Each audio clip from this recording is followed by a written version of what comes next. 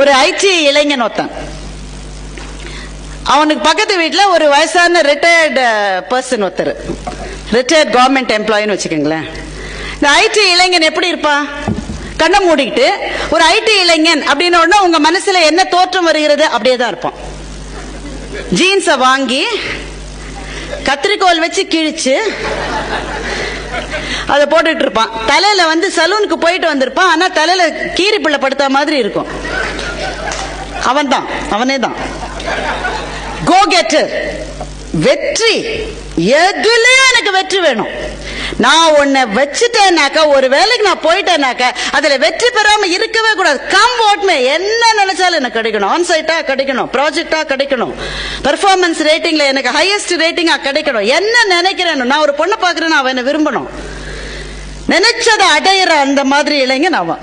பக்கத்து வீட்டுல இருக்கிறது எல்லாம் முடிச்சு ஒரு மாதிரி செட்டில் ஆகி பசங்கள்லாம் நல்ல வேலையை அமெரிக்காவுக்கு அனுப்பிச்சிட்டு சந்தோஷமா இருக்கிற ஒரு ரிட்டையர்ட் கவர்மெண்ட் எம்ப்ளாயி.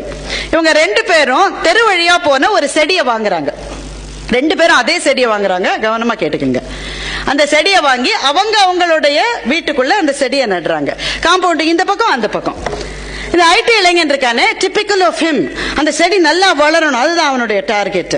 அவ்வளவு நல்லா தண்ணி விடுறான். காத்தால சாயங்காலம் அது நல்லா, அதுக்கு தண்ணி விடுறதுக்குலாம் இந்த அட்வர்டைஸ்மெண்ட்லாம் காட்டுறாங்களே, இந்த பூவாளி மாதிரி ஒண்ணு, அதெல்லாம் வாங்கி அழகா பண்ணி எருவெல்லாம் போட்டு அந்த செடி அப்படியே குப்பு குப்பு குப்பு குப்புன்னு வளருது. நம்ம தாத்தா இருக்காரு, அவர் அப்பப்ப தண்ணி விடுவார். தண்ணி விடாம இருக்க மாட்டாரு. அவர் 2 நாளைக்கு ஒரு தடவை நினைவு இருக்கிற போது, அவர் வாய் கொப்பளிக்கிற போது அதை அதுல துப்புவாரு. தண்ணியை குடிச்சிட்டு நல்லாவே இல்லை தண்ணின்னு அதை கொட்டுவாரு.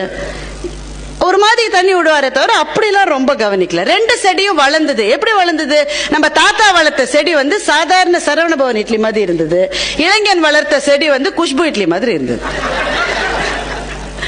2 செடிகளும் வளர்ந்தன.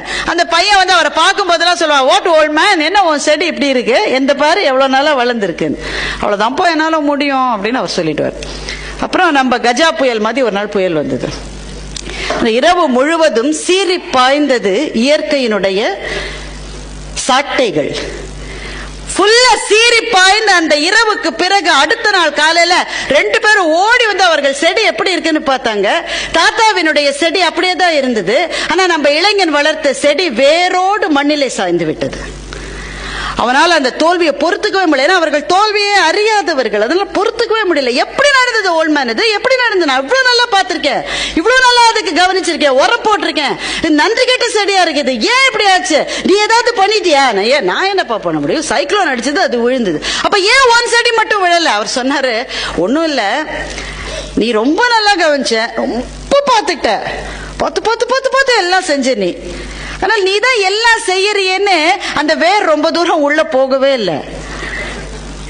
ஒரு மாதிரி கொஞ்சம் வளர்ந்து அப்படியே நின்றுடுச்சு. ஆனா என்னுடைய செடி இருக்காது, நான் தண்ணி விட்டேன், ஆனா நான் ரொம்ப கவனிக்கல. இந்த ஆள் நம்மள சுமாரா தான் கவனிக்கிறான், நாம தான் நம்ம பார்த்துக்கணும்னு சொல்லி வேரை மண்ணுக்குள் ரொம்ப ஆழமா அது விட்டுருச்சு.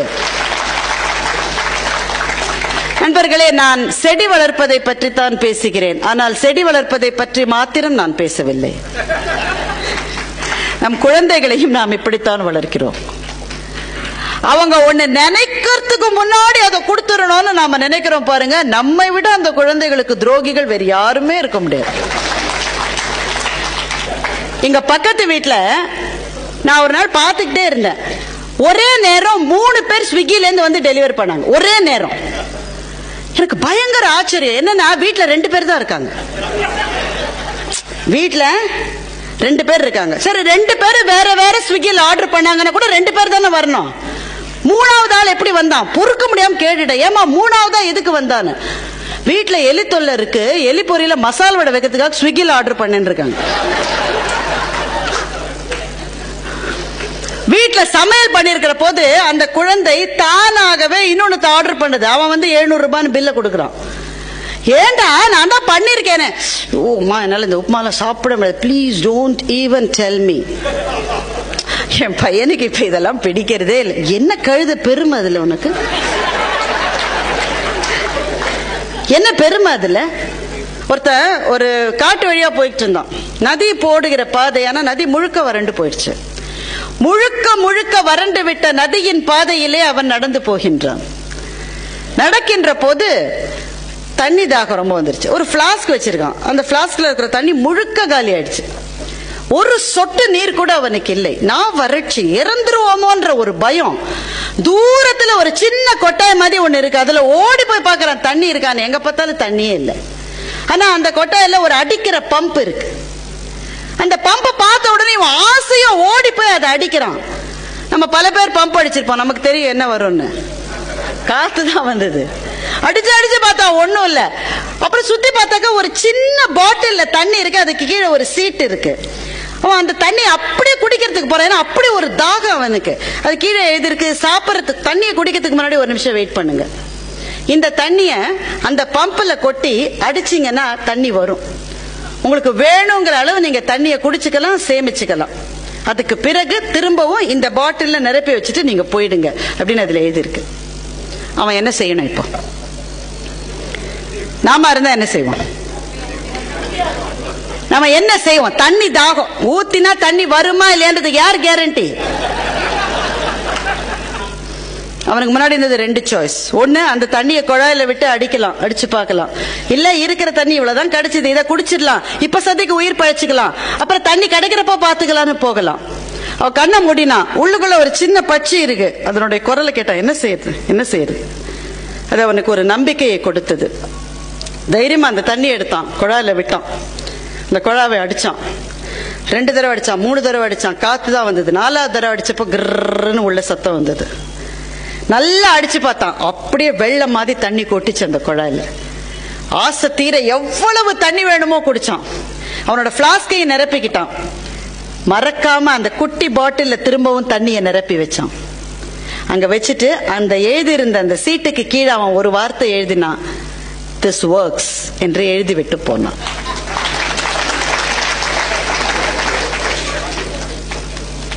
நாம் சமூகத்திடமிருந்து எதையோ பெற்றுக்கொண்டு நகர்கிற போது கொஞ்சமாவது திரும்ப கொடுத்து விட்டு போக வேண்டும். மகாபாரதத்துல அதுக்கு ரொம்ப அழகான ஒரு கதை இருக்கு. நம்ம எல்லாருக்கும் தெரிஞ்ச கதை. கண்ணன் தூங்கிட்டு இருக்கான். யுத்தத்துக்கு உதவி கேட்பதற்காக துரியோதனனும் அர்ஜுனனும் கண்ணனுக்கு பக்கத்துல வராங்க. உங்களுக்கு எல்லாம் தெரிஞ்ச கதை. அர்ஜுனன் கண்ணனுடைய கால் கிட்ட உட்கார்ந்து இருக்கிறான். துரியோதனன் கண்ணனுடைய தலைக்கு கிட்ட உட்கார்ந்து இருக்கான். கண்ணன் கண் முழிச்ச உடனே அர்ஜுனனை தான் முதல்ல பாக்குறாரு.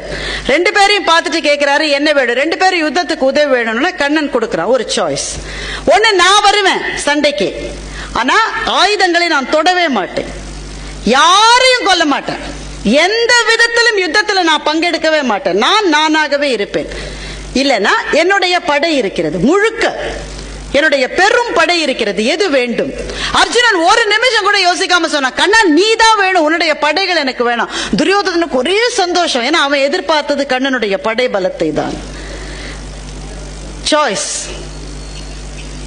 இந்த கதை அர்ஜுனனுக்கும் கண்ணனுக்குமான கதைன்னு நான் நினைக்கல. இது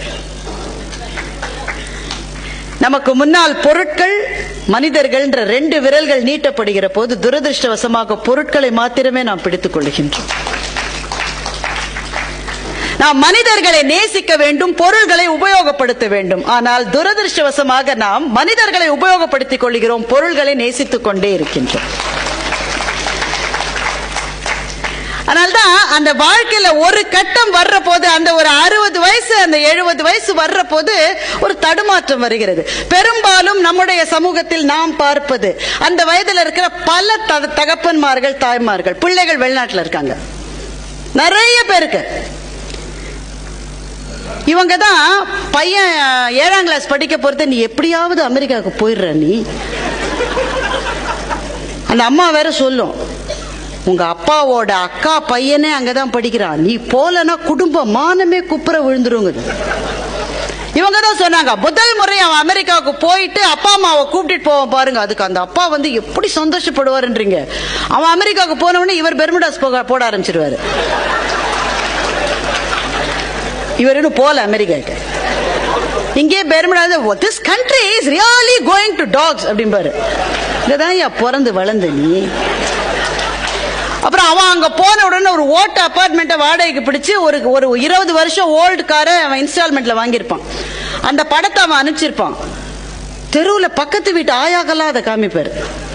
எல்லாரும் அதை பார்க்கணும். அத்தனை ஃப்ரெண்ட்ஸுக்கும் அதை அனுப்புவார். இது ஸ்டேஜ் 1. ஸ்டேஜ் 2 வரும். அவனுக்கு கல்யாணம் ஆயிடுவாங்க. இப்ப அவனுக்கு பிள்ளை பிறக்க போகுது. உடனே என்ன பண்ணுவான்னு நீங்க நினைக்கிறீங்க? உடனே வீசா எடுத்துருவோம்ல நாம. அப்பா அம்மாவை கூப்பிட்டுருவான். இந்த உலகத்தில் இருக்கிற எல்லா பொடியோடையும் இவர் போவார். மூக்கு பொடி தவிர எல்லா பொடியும் எடுத்துக்கிட்டு சாம்பார் பொடி, ரசப்பொடி, தனியா பொடி, கருவேப்பிலை பொடி, பருப்பு பொடி, காபி பொடி, அம்மிக்கல்ல வாங்கிட்டு போகுதுங்க ஒரு அம்மா.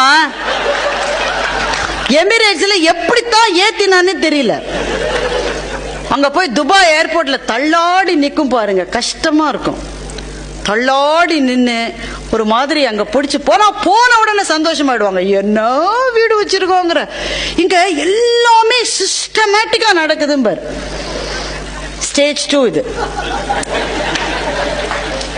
இதுக்கப்புறம் ஒரு ஸ்டேஜ் இருக்கு, அது ஸ்டேஜ் 3. அவன் அப்பாவுக்கு எப்படியோ கஷ்டப்பட. இப்ப ட்ரம்ப் வராதுக்கு முன்னாடி நான் சொல்றேன். ட்ரம்ப் வந்த பிறகு எவனுக்கு எதுவும் கிடைக்கிறது இல்லை. ட்ரம்ப் வரதுக்கு முன்னாடி அவன் கஷ்டப்பட்டு ஒரு கிரீன் கார்டை வாங்கி கொடுத்துருவான், இல்ல ஏதோ ஒன்று வாங்கி கொடுத்துருவான். 6 மாசத்துக்கு ஒரு தடவை போய் வருவார். முதல் தடவை போறப்போ இந்த உற்சாகம் 10வது தடவை போகும்போது என்ன சார் ஆகும்? வரணுங்கிற 20 மணி நேரம் உட்கார்ந்து வர முடியலடா. அவன் சொல்லுவான், இல்ல இல்ல முக்கியமானது ஏதாவது ஷிஃப்ட். ஏன்னா அந்த மருமகளோட அப்பா அம்மா போயிட்டு திரும்பி வந்துட்டாங்க. ஏன் திரும்பி வந்தாங்க?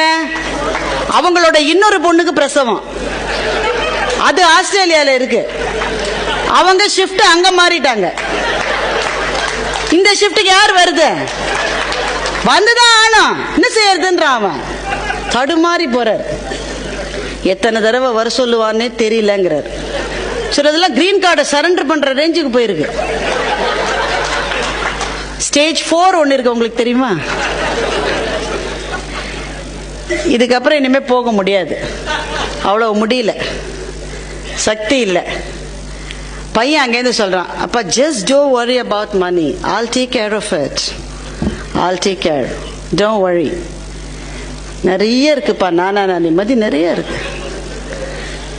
நீங்க எங்க வேணாலும் போயிருங்கப்பா, எவ்வளவு வேணாலும் I'll pay you, but you see what, I can't come back, you see.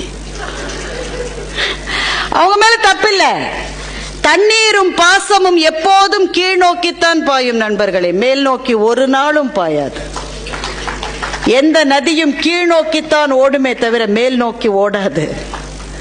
அவர்களுடைய பிள்ளைகள் வரமாட்டார்கள். மகாபாரதத்திலிருந்து ஒரு கதை. போரெல்லாம் முடிஞ்சாச்சு, எவ்ரிதிங் இஸ் ஓவர். கண்ணன் வந்து அர்ஜுனனை கூப்பிடுறான். அர்ஜுனா, ஒரு உதவி வேணுமே எனக்கு, சொல்லுப்பா என்ன வேணும்? என் நண்பன், நீ உனக்கு செய்ய மாட்டேன்னா சொல்லு. என்னை பார்க்க யாதவர்கள்லாம் வந்திருந்தாங்க, என்னுடைய உறவினர்கள்.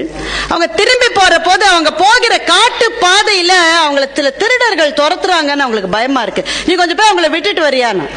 அர்ஜுனன், இதுக்கா நீ என்ன அனுப்புற அப்படின்னா, இல்ல நீ தான் போகணும். ஓகே நான் போறேன் அப்படின்னு அர்ஜுனன் போனான். இவங்க நினைச்ச மாதிரி யாதவர்களோடு போகிற போது காட்டு பாதையில திருடர்கள் வந்தார்கள். அர்ஜுனன் சர்வ அலட்சியமாக தன்னுடைய காண்டீபத்தை எடுத்தான், அம்புகளை தொடுத்தான். ஆனால் என்ன ஆச்சரியம் பாருங்கள் நண்பர்களே, ஒரு அம்பு கூட திருடர்கள் மீது விழவே இல்லை. இவன் எவ்வளவு நினைத்தாலும் அது போய் விழல. கடைசியில கண்ணனே வந்தான். கண்ணன் அந்த திருடர்களோடு போராடி யாதவர்களை காப்பாற்றினான். அப்படியே உட்கார்ந்து இருக்கிற அர்ஜுனனை பார்த்து சொன்னான், என்ன ஆச்சு, என்ன ஆயிற்று பரந்தாமா எனக்கு? இந்த கை மகாபாரத யுத்தத்தை ஜெயித்த கை. இந்த கையிலிருந்து வருகிற ஒரு அம்பு கூட நான் நினைத்த இடத்திலே போய் விழவில்லையே, ஏன் என்று கேட்டான். கண்ணன் சொன்னான், அர்ஜுனா, உன்னுடைய திறமை ஒரு காரணத்துக்காக உனக்கு கொடுக்கப்பட்ட திறமை. அதனுடைய நேரம் முடிந்து விட்டது, விலகி நில் என்று கண்ணன் சொன்னான். பெருமக்களே, விலகி நிற்கிற நேரம் என்பது ஒவ்வொருவருக்கும் உண்டு. அது எப்போன்றதை நீங்க தான் முடிவு பண்ணணும். விலகி நிற்பது என்பது உங்க பேஷன்ல இருந்து, உங்க திறமையிலிருந்து விலகி நிற்பது அல்ல. உங்கள் உறவுகளிலிருந்து, உங்கள் மனதுக்கு நெருக்கமானவர்கள் இவர்களிடமிருந்து கூட ஒரு அடி தள்ளி நின்று, நீ சௌக்கியமா, நான் சௌக்கியம், நீ நல்லா இருக்கியா, நான் நல்லா இருக்கேன், நீ அங்கதான்ப்பா நல்லா இருக்க முடியும், நான் இங்கதான் நல்லா இருக்க முடியும், இப்படியே இருந்துடலாமே என்ற விலகல் வருகின்ற போது வாழ்க்கை வசீகரமாகிறது. நல்ல வாய்ப்புக்கு நன்றி பாராட்டி முடிக்கிறேன். வணக்கம்.